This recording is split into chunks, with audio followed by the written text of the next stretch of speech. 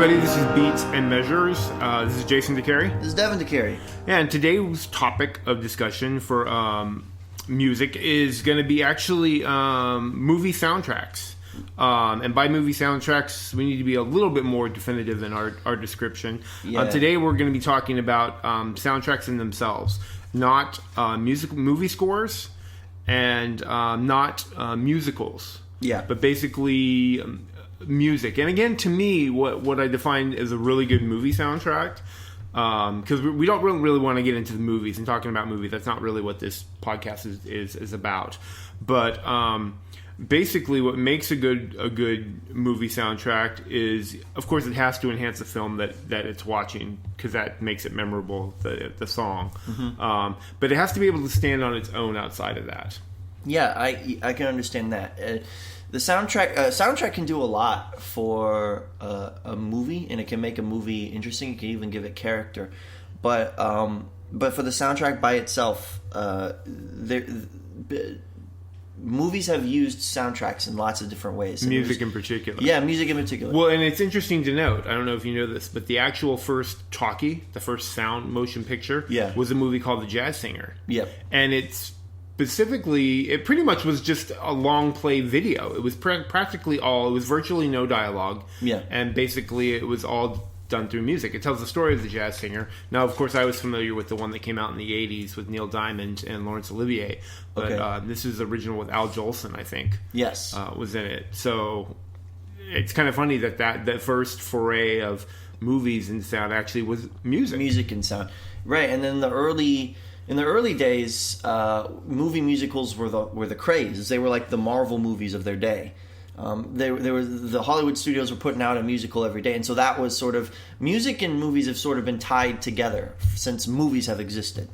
And it's really interesting. I was researching sort of how directors might use a soundtrack, and the most common way seemed to be that they would use the soundtrack as an association with the era they were depicting.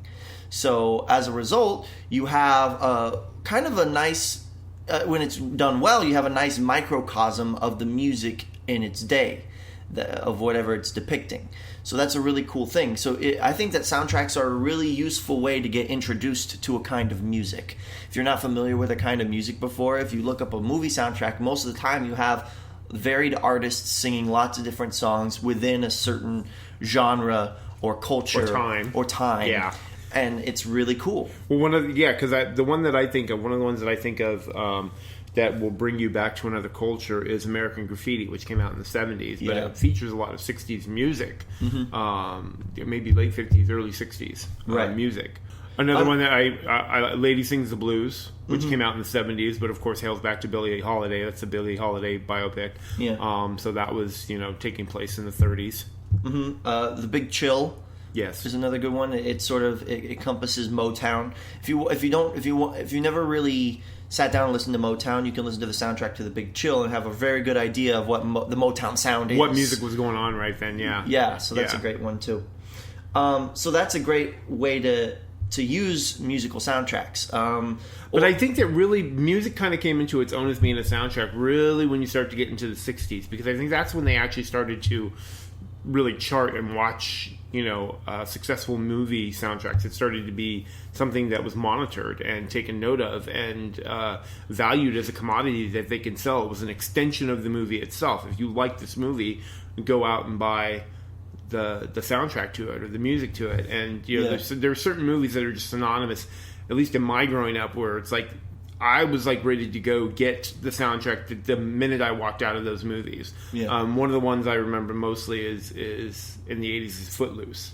Yeah. Which was just had a great soundtrack. It's a really great But there was a lot of 80s movies that did that, and that was one of those ones that you described with a bunch of different artists all putting it into a sound. But what's funny is that music is so wrapped up in that movie, but yet you take the music out of that movie and the music itself does not lose anything. That's true. And what's really great is when a soundtrack can stand on its own like that. But the other side of it too is you can have movies that really rely on the soundtrack to help them that can stand on their own too. So it's not necessarily just music that can stand on its own, but sometimes if you are so drawn in to even the movie experience, that the music takes you back to that. Mm-hmm. Does that make sense? Yeah. The music can harken back to your feelings watching the movie. I did, like, when I was young, that was especially true. I was growing up and I saw movies like Holes and Trek. And then listening to those movie soundtracks, it takes you back. You might as well be watching the movie. Holes is another great soundtrack. Isn't that great? That didn't even hit my consciousness while I was doing this. I know. I just remembered it. That one. Yeah. I just remembered it sitting here. That is here. A great soundtrack. Holes is an awesome soundtrack. I didn't take any notes on it, but I just remembered it. Growing up, that's a great one. A really interesting experience is to listen to soundtracks that were put together by Stanley Kubrick. Stanley Kubrick would score his movie with borrowed classical music. Yes. So he wouldn't. It wasn't originally scored. It wasn't originally scored. He would use classical music that already existed to score his movies. And usually what you get, like in the case of 2001: A Space Odyssey, you get really classical, really just ubiquitous classical music, like Strauss. Music but now is going to be forever tied to that movie because you're going to remember that. Right, exactly. There are those strong harmonies and melodies and powerful, gutsy, just beautiful classical music. And then you have it usually compared to this new age, weird, disturbing avant-garde kind of stuff. So and another person that did that very often and still does it to this day when he's coming up with the soundtrack and the movies he's making is Woody Allen. He harkens back to a lot of classical. The one I remember the most is that movie Manhattan from the 70s and Rhapsody in Blue. That's what it's funny when I heard that song as a kid. I don't even remember the movie very much, but I remember it being tied to that movie, and I would have flashes of it come back to me just from that song. And then over the years, it's been one of those songs that's in a lot of different movies and showcased in a lot of different ways. But now when I think about it, I think about Fantasia 2000, that Disney came and they did the whole Rhapsody in Blue, and so that's kind of my visual go-to now. But that's another example of a classical piece that's been brought in and modernized or just used in a modern movie. Yeah, I think that the Kubrick soundtracks are a great introduction to classical music. So if you want sort of a fun little overview and you don't mind sort of the avant-garde weird stuff, give those a listen to, because that can be a really cool thing. Also, if you were, you can do this with any genre too. Like if you wanted to know about rap music, you just use your common sense. Look up 8 Mile. Look up Straight Outta Compton. Yeah. And listen to those soundtracks, and you get a really cool overview of the history of rap or hip hop music. So one of the things that's really interesting to me is, like I touched on before, about how they started to track this, and there is definitely a shift that happens in the 60s and 70s where basically I think music was given a much bigger value on the total package of the creative process of making a movie, and because they were starting to package them for consumption outside of just going into a movie house and watching a movie. And you see it with movies like A Summer Place.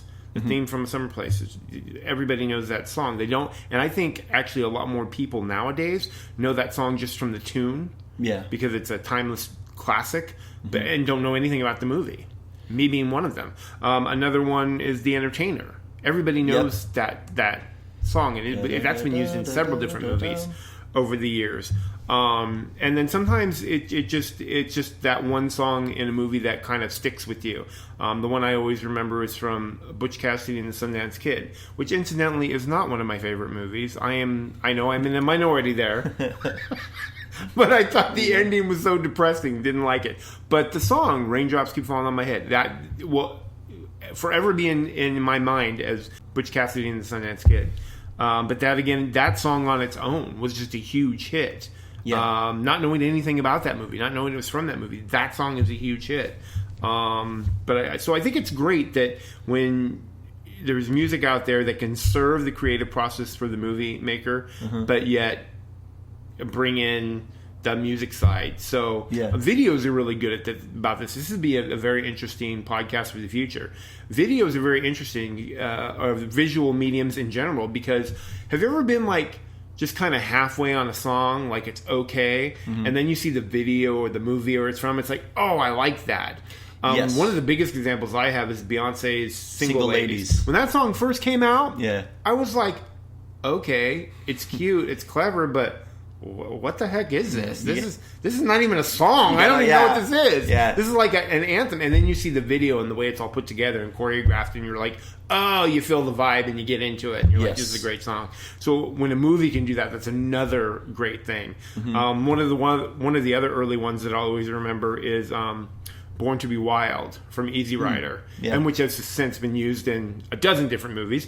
But that's just you can definitely see the value that music plays, and that it's not just the music enhancing the movie product, but it can go the other way around. The movie could enhance the musical property. Yeah, that's true.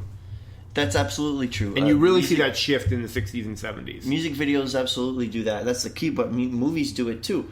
By the way, the Harder They Come, that's a soundtrack that's reggae based. So if you want an introduction to reggae music, listen to The Harder They Come. Okay. But anyway, another way another powerful way, sort of more esoteric way that music can be enhanced by a movie is the characters in the movie. If the soundtrack is wrapped around the character in the movie, it can be really powerful. Like in Baby Driver, or in Guardians, one of my favorites, or in Guardians of the Galaxy. Yes. In those cases, the soundtrack itself is wrapped around the story and the character in that story, the main character. A newest example is Yesterday. Yes. Which is the new Beatles, music. It's all the music is wrapped around this main character that's true. That's singing these songs or passing these songs off as his own, as the case may be. But it's really around that character. Drive is another movie where that one's a very interesting choice too, because Ryan Gosling is the movie on its own. The music plays into his character. Yeah. That whole weird symphonic sound that they have going on with that is almost an extension of his character, because most of those songs that they play are played while he's driving around or focusing on him in some way. So it's like an extension of the character he's playing. So whenever I hear that soundtrack, I just picture Ryan Gosling driving around, at night and in the car. So also, like, you have Clueless, right? That's a sort of that's a mixture of a bunch of different artists. But it's all like the pop music of the day. Together, yes. Yeah. And then you have... I think the 80s did that the best, though. They absolutely did, actually, now that you mention it. They absolutely did. Because 80s music seemed to be a curator of its own music with its movies. Yeah. Like, 80s movies are rife with 80s music. You don't really see that much of that as you did in the 80s. Well, yes, and the movies that they're tied to are usually very iconic movies. It's true. I think of Beverly Hills Cop. Nobody can get that whole Axl F song out of their head once they've seen that movie. It's drumming in your head for a while. That's right. Another one, I mentioned Footloose already. Pretty in Pink. All these kind of movies where, that OMD song is going to be stuck in your head, the one that plays out at the end of the movie. It just gets stuck in your head for the rest of the day. So Top Gun. Yeah. Kind of in the same borders with Beverly Hills Cop and Footloose. Is like, it's just a group of a bunch of different singers that got together and or they didn't get together. Somebody orchestrated those songs to be put together on a soundtrack. And sometimes it's interesting. Sometimes they'll use songs that have already been released, and sometimes they'll bring out new songs specifically for that. And I think that's kind of an ingenious thing to do. Dirty Dancing did that. Yeah. It incorporated new songs that were just being released in the 80s when it came out, but it also harkened back to the 60s and, some of those tunes. So it's kind of a fun mix. But one of the other... I also like it when music is basically as big a part as the movie coming out. And the one that I remember the most for some reason is Batman. Yeah, I remember And the Batman. big news was Prince was going to do the entire soundtrack to this Tim Burton film, Batman. And of course, our understanding of what Batman was going to be based on the Tim Burton version. And of course, before that, we knew Beetlejuice and Edward Scissorhands, so it was a little bit weird. Yeah. We're like, what are we going to get with this version of Batman? But it actually turned out to be one of my favorites. And of course, Prince was just a great choice to use for that, because he melded with both sides of this dark, brooding hero and this maniacal bad guy. Right. And Prince in and of itself, people look at, he's weird, but kind of cool. You know, so it was kind of like he was a good choice for that. And of course, I like a lot of the songs that ended up being released on that soundtrack. And speaking of Prince, what about soundtracks that spawn a movie in and of themselves? So you have Purple Rain by Prince. Yeah. We have Help by the Beatles and a bunch of movies by the Beatles. What about Pink Floyd's The Wall? You know? Led Zeppelin, the song stays the same. Yeah. Well, that's more of a concert film, but they do, you know, it's kind of a... Sure. I think it counts. Yeah, it can count. It totally counts. So you have movies like that too. That's a whole other genre that we could get into. So the other one that's very interesting to me is what about soundtracks that exceed the movies and are better? You know what I mean? Like it's like, well, the music was good. Yeah, it was just okay. You know, the story itself was okay. Because I know we've talked about that with Bohemian Rhapsody. Yeah, you weren't really impressed with the way the story was told, but of course, it's Queen. It's music. The music is great, and so that's what really makes the movie. I haven't seen Rocket Man, but I'm assuming that might do the same. Although they're not copies. I think it's the actor actually singing the songs himself. Yes. But anyway, so I don't know if that plays into it any different. But one of the ones that, or a couple of the ones that I always remember is High Fidelity. Had a great soundtrack. It was a harken back to, you know, Days of Vinyl, and I just always remember Jack Black dancing to, you know, I'm Walking on Sunshine, that kind of thing. Yeah. But the movie itself was whatever. The other one, movie I absolutely hate, City of Angels. Okay. Has the best soundtrack ever. Okay, there you go. It's got U2, it's got the Goo Goo Dolls, it's got Alanis Morissette. I mean, Sarah McLachlan. Sarah McLachlan does one of my favorite songs of all time, Angel. So it's just, again, cases where I think the soundtracks clearly outshine the movie, which of course is not what the movie producers are hoping. No. It's good for music lovers. Right. We like it. Yeah. Oh, Scooby-Doo. I'm going to add that to the pile. The Scooby-Doo movie is a great soundtrack, actually. If you listen to it, there's like banger after banger. It's not the best movie as far as movies go, but the soundtrack is nice. Also, Scott Pilgrim vs. the World. Not a great movie. Oh, you didn't like that movie? No. I love that movie. Yeah, but the music is great. The great. Music makes it watchable. Yeah, okay, fair. Oh, jeez. Yeah, that has a cult following. I like that movie. But yeah, I just got a bunch of recommendations here. If you want an intro to funk music, go listen to the soundtrack to Shaft. Superfly too. Yeah. You know, if you want an intro to bluegrass music, you got to go with "Oh Brother, Where Art Thou." If you want, that's a great soundtrack. Yeah. If you want to, let's see. Oh, what about music that's meant to draw a contrast to the era it's depicting? So they purposely choose music that is not within the era that the setting takes place, like like A Knight's Tale, or Romeo and Juliet. Romeo and Juliet does Pulp that too. Pulp Fiction does it. You know what else? They don't do it always consistently, but I find that a lot of soundtracks that are amalgamation. Now this falls into that time period thing you were talking about, and the soundtrack I'm thinking of is Forrest Gump, which covers, I don't know, 30 years of history. Yes. And so the songs, you know, they gravitate. They age with the story. With the whole soundtrack. Yeah. But some cases, and specifically when they're showing kind of like dire things, and one of the ones I've seen them do this a few times, and it's, I think it's Louis Armstrong, What a Wonderful World. Yeah. There's a few times where movie producers have used that song, which is supposed to be a fairly uplifting and nice idea, like even when things are bad, humanity's kind of great. Yeah. But they'll play it against the backdrop of like the Vietnam War or something else very tragic. Yeah. I think they do that more with that song than the other. I've seen it done both ways. Yeah. But particularly, I just remember that song, and that was part of the Forrest Gump soundtrack. Yeah, that's the famous. I think that movie directors are overplaying that. The tragic "What a Wonderful World" is a little overplayed. I see it a lot. There's a few overplayed out there that keep showing up in movies. Yeah. You always, the Led Zeppelin songs from Dazed and Confused on to, who's the other one? You always hear Jefferson Airplane. Like, Want Somebody to Love. You hear that on movies so often. You're like, you couldn't think of anything else, huh? Walking on Sunshine. That's another one. You hear that everywhere. You hear that everywhere. Pocket Full of Sunshine. What's that Emma Stone movie? That's the Easy A movie. Easy but A. Yeah. That's sort of a song wrapped in a character or a little part of a character. A little part of it, yeah. A little scene part of in the a movie. Yeah, exactly. Yeah. Okay, cool.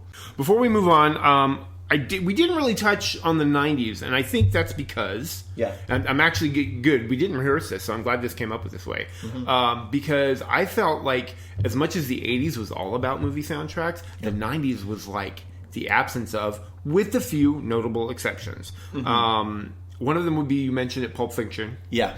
That's a great soundtrack. Wayne's World. Wayne's World's a good one. I mentioned City of Angels is a great soundtrack, but then there's Rushmore, there's Reality Bites, there's a bunch of other ones that are just good soundtracks in and of their own. But again, I don't think the 90s were necessarily known for that. It's like it's almost like they flooded the market in that way in the 80s, and it kind of petered out, and then it kind of got back into it again. Yes. And again, we're not talking about musicals today, but it's interesting to find that music seems, in regards to timing, it took a back seat during this era a little bit. Yeah. Not that there weren't good ones, but so it's funny that was also a time period where there wasn't a whole lot of musicals being made. True. Musicals kind of died out in the 70s, late 80s, and didn't really pick up again until the 2000s. That's true. Again, that's getting into a whole nother genre of music, is musicals. Musicals. It's just interesting that you can see the tie-in during that time period where it was like, I had to search for some 90s soundtracks to really get some. And then, of course, in 2000s, they brought up their game again. I think you mentioned Shrek. Yeah. That was kind of the start of the early 2000s, and it was like, oh, this is a great soundtrack. Again, it was one of those ones where you jump out of the movie and I'm going to go get that soundtrack right now. Yep. Because it was just such a great movie in and of itself. Right. And the music just kind of harkens back to it. So, yeah, that's a good one. All right. Well, we got all the way up. So let's get into our top 5. Huh? Top 5. This is... Wow. I mean, of all top 5s. Yes. Because, I mean, we're not talking about just an era. We're talking about the top 5 movie soundtracks, right? Yeah. And, of course, I think my favorites, as I stated before, are going to be ones that stand alone. Mm-hmm. You don't have to know anything about the movies, and the music stands for itself. Sure. And so my number 5 pick, I'm going to come right out with it, has to be The Bodyguard. Okay. And that was, of course, the movie with Kevin Costner and Whitney Houston. It was her first movie, so obviously not known for her acting. Yeah. She got better later, good. But again, not a bad movie. It's an entertaining movie. A lot of people's favorite movie, actually. But the movie in and of itself, I think the music from that, because it was... it was about a singer-actress, and so these were her songs, some of which were performed. So she basically contributed half the soundtrack was Whitney Houston, and the other half was other artists. So it wasn't completely done by her.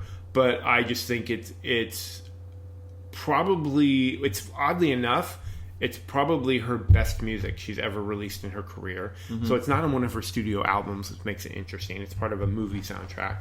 But, I mean, yeah, all the songs that she does in there are just great songs.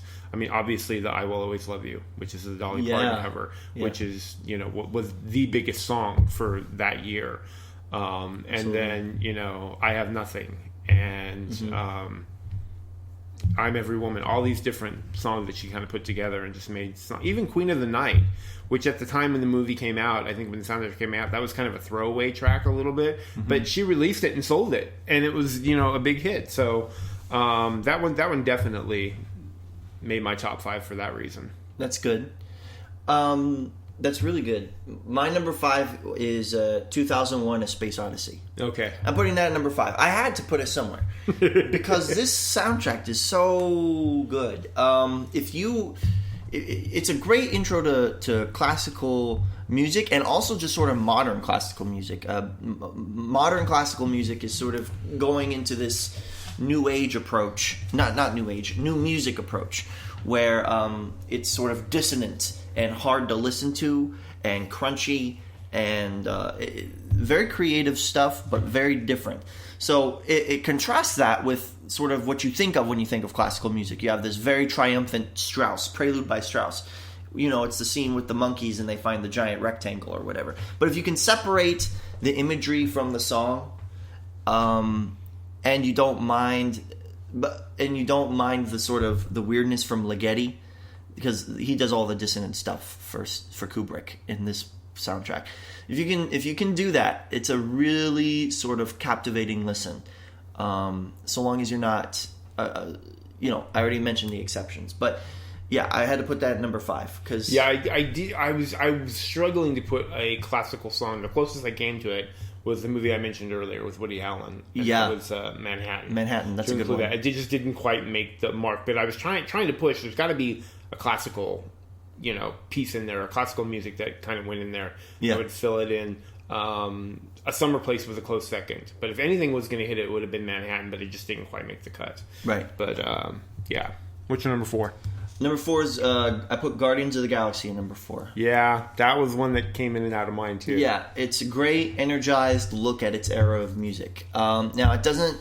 It's sort of all the same kind of song. They're all happy and peppy, more or less. There's not a lot of awesome, right? It's his awesome mix. Exactly. There's not a lot of tonal variety, but the tone that the songs do set are consistent. They're positive. They're a great pick me up. It's a great pick me up listen. They're all sing-alongable. You can sing along to all of these. You got Hooked on a Feeling, Spirit in the Sky, I Want You Back, Come and Get Your Love, Escape, the Pina Colada song. Yeah. It's all just solid, peppy, feel-good music. That qualifies as like leaving the movie theater, go get the soundtrack. Go get the soundtrack. Yeah, that's one of them. Absolutely. Yeah. So that fit in at number 4 for me. Number 4 for me was The Wedding Singer. That's and a great you touched one. on this a little bit because I think this does a great job of hearkening back to a time. Yes, it does. And it was great because it covered a couple different genres. It had a few original songs in there, but mostly consists of 80s throwbacks. The one thing I actually kind of missed, and I wish they would have thrown in there, was Alexa Arquette's version of Do You Really Want to Hurt Me? Yeah. Where I mean, they put in the Culture Club version on the soundtrack, but I think it would have been fun to have her version of that in there. But other than that, it's a great soundtrack. I mean, there was so much good music in that. It had there's 2 volumes. There's the first volume and the second volume. All great music. 80s. Anybody grew up in the 80s, love 80s music, whatever. Those soundtracks are awesome. Mm-hmm. So yeah, that to me did that thing where it's like, you're stuck in the 80s now listening to this music and all that great music that came with it. I mean, they touched on Madonna, the Culture Club I already said. Who else is in there? I think New Order. Video Killed the Radio Star. Yeah, they jumped around with different Hold Me genres. Now. They didn't stick in one genre, so it was kind of nice. Yeah, Rapper's Delight. Billy Idol. Yeah. Yeah, so all that. Lots of fun. David Bowie, Thompson Twins, Musical Youth. Somebody Kill Me by Adam Sandler is a low-key... That's an original. Amazing song. Yeah. That's an original. It really gets the blood pumping. It really gets you thinking about things. Yeah, definitely when you skip, though, if you're riding in the car with the kids. Maybe. But it's a good song. Yeah. All right, so you did 4, so what's your 3? My 3 is The Graduate. Okay, yeah. This is and to me, it's kind of funny that it's a movie because every single favorite Simon and Garfunkel song can be on the soundtrack. Yeah. I mean, there's others that I like by them, but when Scarborough Fair and Mrs. Robinson and The Sound of Silence. Yeah. And again, this album plays out on its own. Mm-hmm. It was from a great movie. Yeah. And it definitely does its job in enhancing the movie. It wasn't distracting in any way, but I would have bought this album whether or not it came from a soundtrack, a movie soundtrack, right? Because I think it's basically Simon and Garfunkel at their pinnacle, and they really made a good call with kind of the folky arts pop.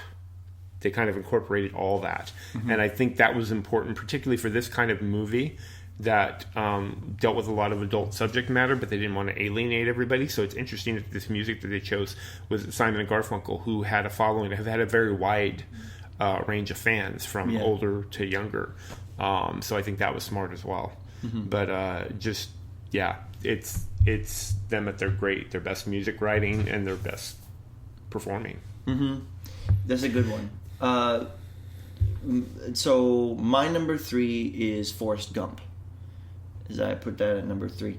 And I particularly appreciate Forrest Gump because of how the music progresses. We talked about this before. Yeah, with how the the time. music progresses with the time. You start with Hound Dog, and then it gets into Sweet Home Alabama, You Go Your Own Way, San Francisco, California Dreamin', and even Mrs. Robinson is in that one too. That's funny. Yeah.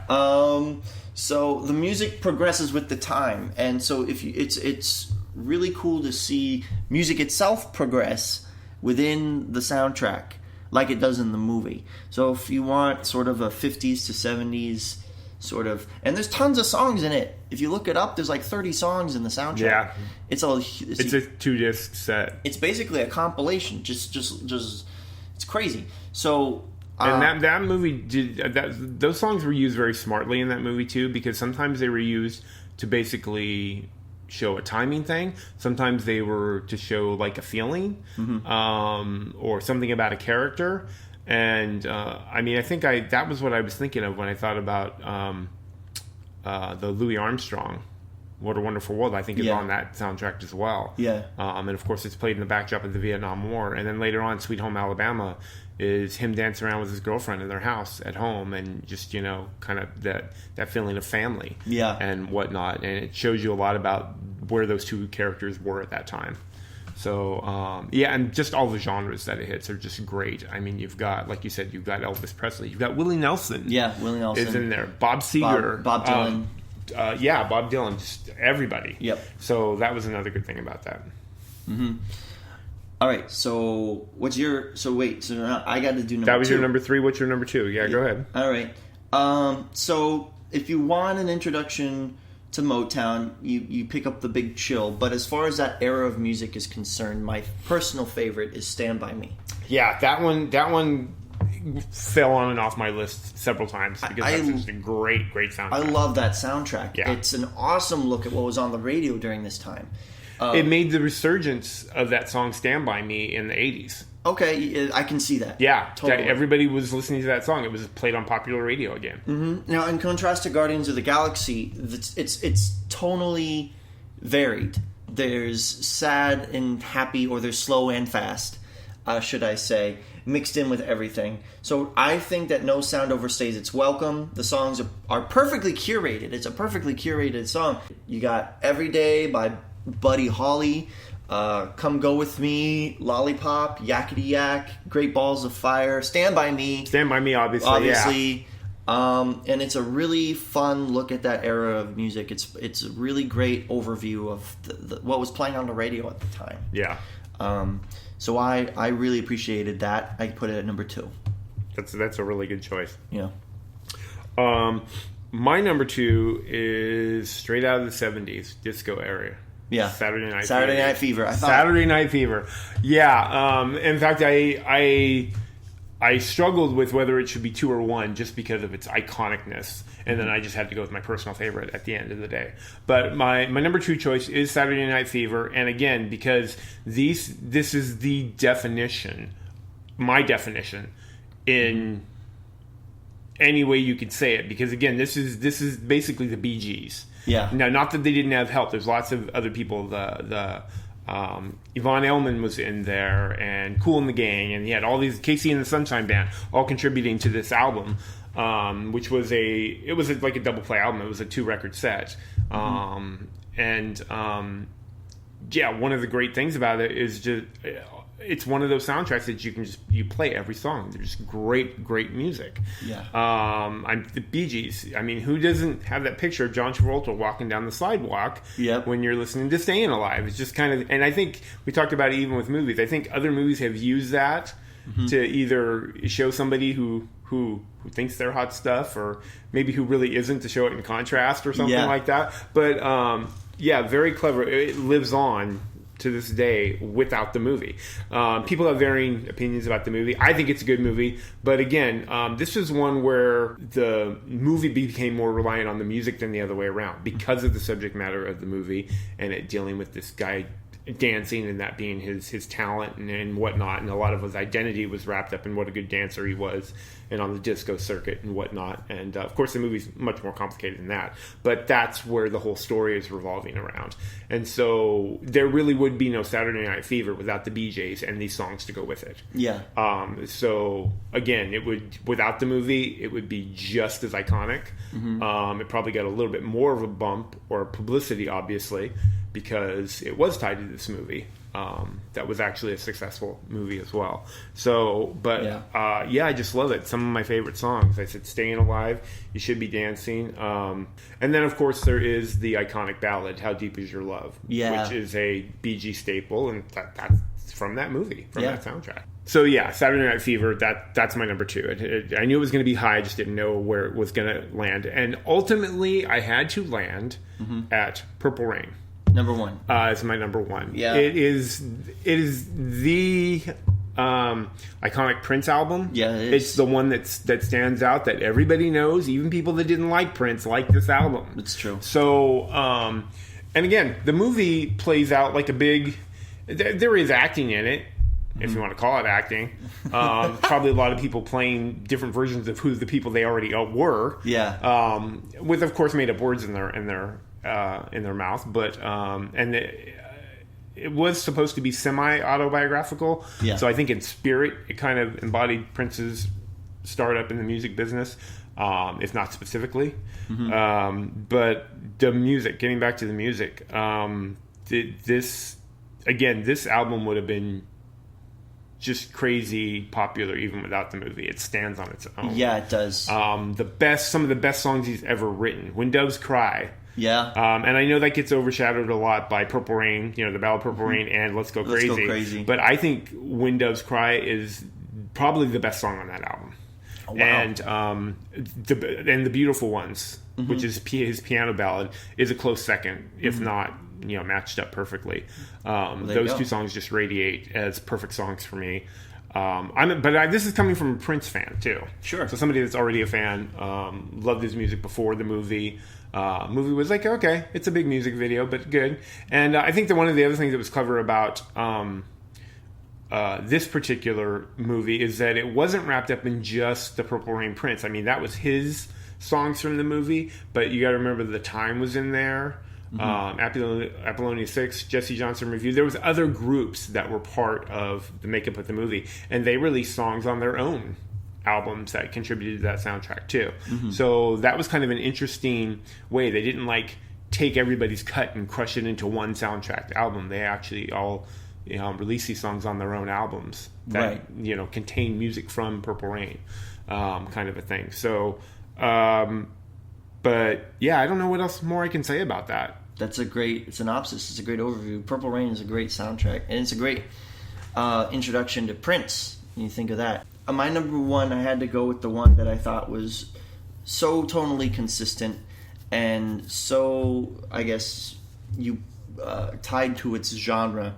I went with "Oh Brother, Where Art Thou?" Yeah, that's a great one. That's as number 1. There's no replacement. It's such a great introduction to bluegrass music. It's so... And all these songs are just pure songs. They're pure. They're folk songs. There's nothing fancy to them. It's orchestration and lyrics and story and just exactly what you need for a song, right? No more, no less. And you got Down to the River to Pray, You Are My Sunshine, Big Rock Candy Mountain, Man of Constant Sorrow, which by itself is amazing. Yes. Keep on the Sunny Side. It's one of my favorites. Alison Krauss did a lot of contributed a lot to that soundtrack too. I think, and she's just awesome. Yes. It's a fun and an awesome tour through the genre. It's an awesome peek into bluegrass music, and I love picking it up and listening to it just in my normal listening to. So I put that there, number 1. Yeah, that's definitely, and we talked about it earlier in the podcast. It is a great one. So I'm not surprised by this, but because it was so vast, I kind of guessed that we would have no overlap. No overlap at all. And that's held true. I wish I would have said it ahead of time because I was thinking it. I was thinking, I bet we're not going to have any overlap here because there's just so much stuff to choose from. Absolutely. But anyway, having said that, my wrap up of my top 5 is The Bodyguard, The Wedding Singer, The Graduate, Saturday Night Fever, and then, of course, Purple Rain. My top 5 is 2001: A Space Odyssey, Guardians of the Galaxy, Forrest Gump, Stand By Me, and Oh Brother, Where Art Thou? Yeah. I wish I could have done a top 20 or top 25 because I'm sure I would have hit all those. Yeah. And it can be a little hard to know where to start when you want to broaden your horizons or listen to new stuff, listen to new music. Movie soundtracks are a great way to do it. So if that's what your goal, that's what I would recommend. Look up some movie soundtracks. And then we got to move on into our homework section. Okay, so what did you have? Okay, so you gave me Death Cab for Cutie. Yes. All right. Alternative rock band. What'd you think? It was interesting stuff. It was interesting to listen to. Lyrically, they remind me a little of Owl City. Okay. And then musically, they remind me of The Killers. Yes. It's very solid musical sensibilities. It varies for bridges usually very nicely. It's usually very creative. I always appreciate when they can do something very creative on the bridge. So I liked that. I was listening to Northern Lights, I Will Follow You Into the Dark, Soul Meets Body. Those are all good. Yeah, they're all sort of this alternative rock sound combined with a little touch of synth, but again, lyrically, they usually tell us story. I like when the story is mixed with poetry. I would like them to do that a little bit more because Owl City leans heavily on the poetic imagery. Yeah, to get more of their kind of guitar ballady type stuff, kind of bordering on folks, but definitely still a pop song. Mm-hmm. One of my favorites from them is A Lack of Color.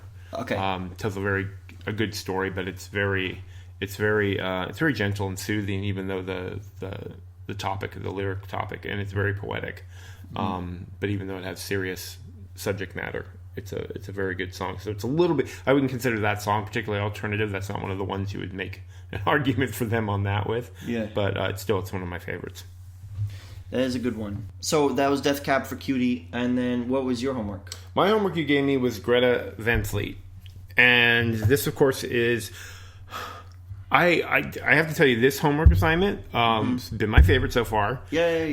Basically because I felt like it was really in my wheelhouse of somebody that I would listen to, but I knew nothing about, which is kind of strange. I usually have a little inkling of things that are in my wheelhouse or not. I had no clue. Although they're relatively a new band. They've really only they've been, touring, I think, since like 2012, but they've really only come up with albums over the last couple of years. Yeah. But this is we've talked about this before when we were talking about the evolution of rock bands. Yeah. This would have been a band to make an argument for being a genuine rock band. Yeah. Today. Yeah, they are. They are a genuine rock band. Mm-hmm. They do, traverse a little bit into the blues rock on some of their songs, but they remind me of Led Zeppelin a little bit in that way. Yeah. Because of their musical styling, and plus the lead singer's voice, he would rival Robert Plant. So he's very powerful vocally. Yeah. But he's also just got these genuine great rock tunes. Some of my favorites were Highway Tune. Mm-hmm. This is Greta Van Fleet, by the way, the band. Yeah, sorry. Did I not say that before? No. Highway Tune, Safari Song, When the Curtain Falls. You're the One. That's actually one of the more bluesy ones that I really liked. But I'm really interested about listening more to their music and getting more opinions about their individual songs. So, side note, I went to iTunes and downloaded everything they had. Oh, nice. So I will definitely give them more concentrated effort. I mean, obviously I listened to them for sake of this homework assignment, but I really want to go back and really listen and develop which ones were my favorites. But those are the ones that just hit me off the top. But anybody who's a true rock band fan, and I don't mean rock pop, and I don't mean soft rock. I don't mean metal. They are a straight standard rock band. Yeah. I mean, probably if you had to classify it, you could say hard rock, but I agree. They are the epitome of what a rock band should be, I think. Yeah. In today's day and age. So do yourself a favor. I know they're available on iTunes. They should be available on other platforms. Greta Van Fleet. Check them out. Yeah, they're really cool. I'm so glad that you got something out of them. So that's really cool. So now we need to assign our homework.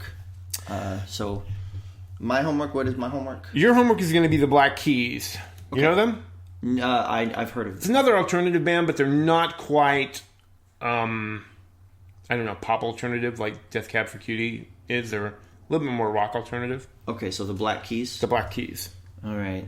So give a listen. Tell me what you think. I will. All right. So I've been holding off on this one because it's hard for me to come up with homework assignments for you because you listen to so much. Well, it's okay if I know. Am I well versed in the homework? Well, even then, I don't know. But anyway, I've been holding off on this one because it's really weird. But I want you to listen to Weeble's stuff. I know a little bit about it. Okay. Yeah. Weeble. Yeah. He does probably more than you think. He's done a lot of stuff. Most of the people that you've given me have done more than I thought. Yeah. So that's not a surprise. So yeah, he's been around for a very, very long time. And he's mostly known for his viral short musical looping things. So he's the guy that did the Badger Badger song, Kenya, Magical Trevor, the Narwhal song. He does all kinds of short... I know a lot of those. Yeah, okay. So he does a lot of those, though. Okay. So give a little deep dive into his catalog. And he does more than just that. So make sure you're listening to music that he's doing. And what's great about it is that they're short. But yeah, give a listen to that. And I want to hear what you think of those. Okay, great. We'll do. All right. Well, thanks everybody for listening. That's all we have for today. But we'll leave us your comments. Is there any movie soundtracks that you love that we didn't even touch on, or ones that you think were crazy to be on our list? Yeah, we want to know. What are some of your top fives? Yeah, tweet us. Give us something new, ones we didn't think about. Yes. Make sure you tweet us. We have a Twitter handle @Beat and Measure Podcast. And that's it. All right. Thanks for listening, guys. Goodbye.